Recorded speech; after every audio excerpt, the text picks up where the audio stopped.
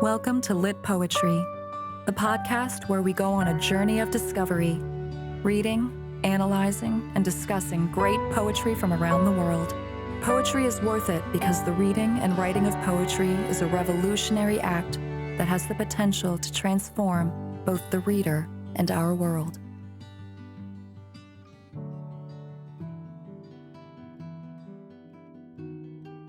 Sometimes when two people truly fall in love and are in love, a stillness descends on them. Their words stop. The gears and pistons firing in their heads comes to a halt. They just are, alive, present, in the moment, complete and invisibly connected to one another, electrified by each other's touch, whole, happy and full to the brim like a freshly poured glass of champagne, ready to spill its joy into the world.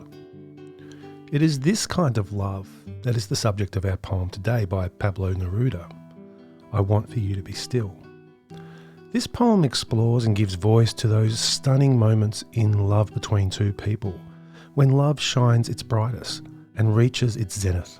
Impossible as it is to maintain the intensity of this kind of love through the whole of a relationship, it remains an important experience that can forge a very strong bond between two people, which will linger way into the future, building trust and affection for one another for a long time to come. So let's take a listen to the poem, shall we? May I present to you I Want For You To Be Still by Pablo Neruda.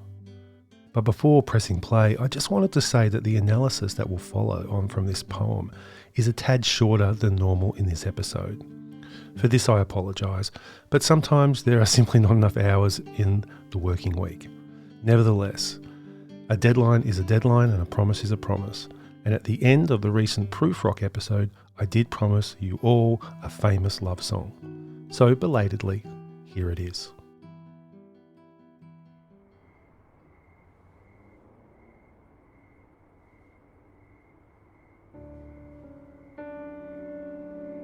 I like for you to be still. It is as though you were absent, and you hear me from far away, and my voice does not touch you. It seems as though your eyes had flown away, and it seems that a kiss had sealed your mouth.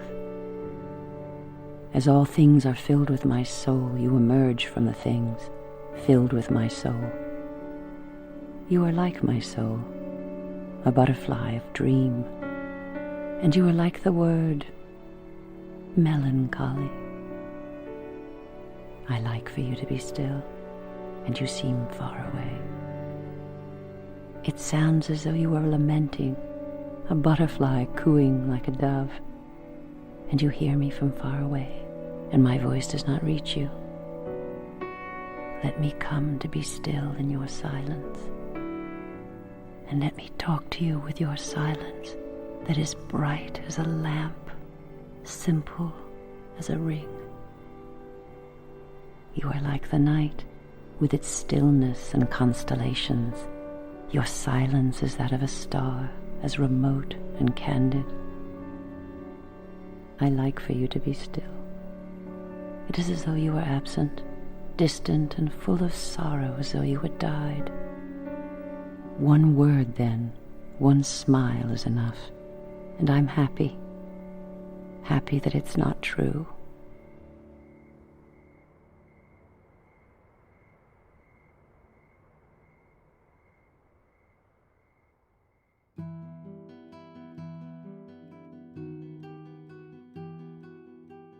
The Chilean poet Pablo Neruda is one of the most influential and widely read 20th century poets of the Americas, and was praised as one of the greatest poets writing in the Spanish language during his lifetime. I Like For You To Be Still was published when Neruda was only 19 years old, and it first appeared in his collection 20 Love Poems and a Song of Despair in 1924. This was his first collection to receive public acclaim, and it contributed to his growing reputation in the world of literature. Some critics argued that the book's erotic and sensual subject matter was controversial, and to this day it remains the best-selling book of poetry in the Spanish language. It's a classic, cementing Neruda's status as a great writer of both love poems and political poems.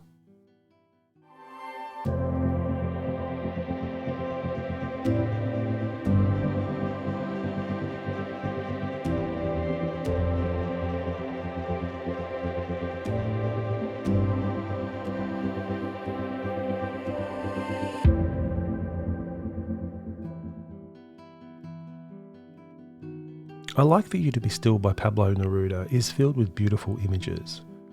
It's a poem in which the speaker addresses his or her lover's stillness and brightness.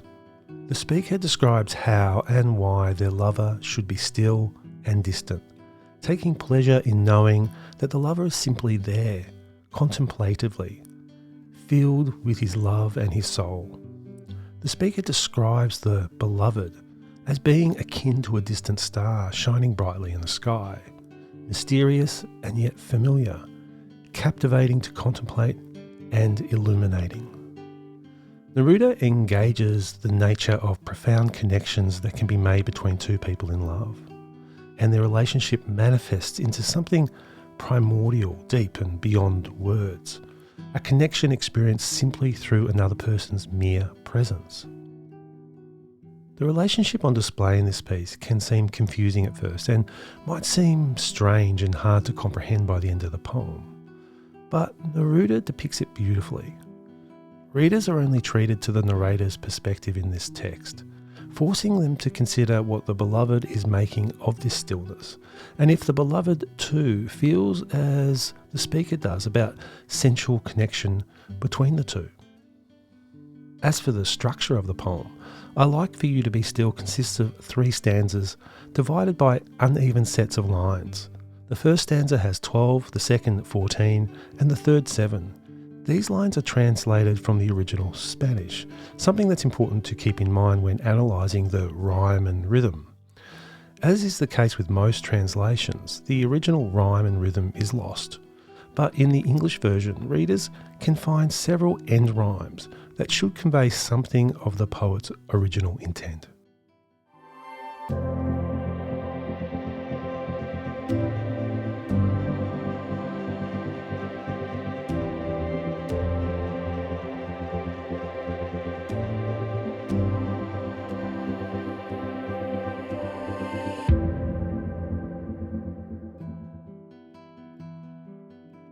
So I want to finish once again by apologising for the brevity of this week's podcast. My week was unusually full leading up to producing this content, but I'm confident that this is an anomaly, and episodes will return to their longer format in weeks to come. I will finish this podcast, however, by just saying that sometimes a poem can be better when left to percolate in your mind. After all, my analysis of poems is only one perspective. Perhaps you will read this poem in other ways, and so I look forward to reading your comments in response to this podcast online. The reduction of words spoken by me in this podcast echo, I suppose, the sentiment of the poem. In many ways, sometimes less is more. Sometimes simplicity and stillness are the things we most need and long for. With that, I'll leave you by playing the poem one more time. Until next week, I hope you might all experience moments of peace and fulfillment in your life.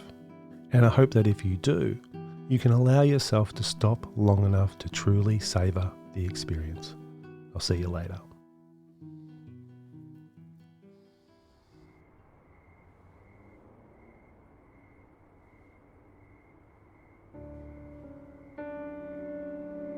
I like for you to be still.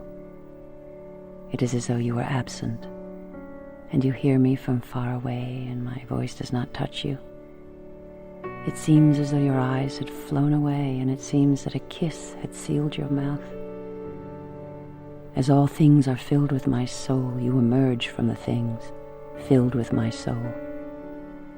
You are like my soul, a butterfly of dream, and you are like the word melancholy.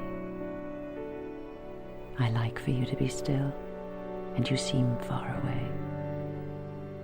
It sounds as though you were lamenting, a butterfly cooing like a dove, and you hear me from far away, and my voice does not reach you. Let me come to be still in your silence, and let me talk to you with your silence that is bright as a lamp, simple as a ring. You are like the night, with its stillness and constellations.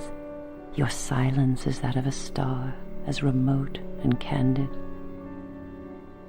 I like for you to be still. It is as though you were absent, distant and full of sorrow, as though you had died. One word then, one smile is enough, and I'm happy, happy that it's not true. You've been listening to the Lit Poetry Podcast, presented by James Laidler. For more podcasts, poetry videos, and other useful resources, visit our website at www.litpoetry.com. Thanks for listening.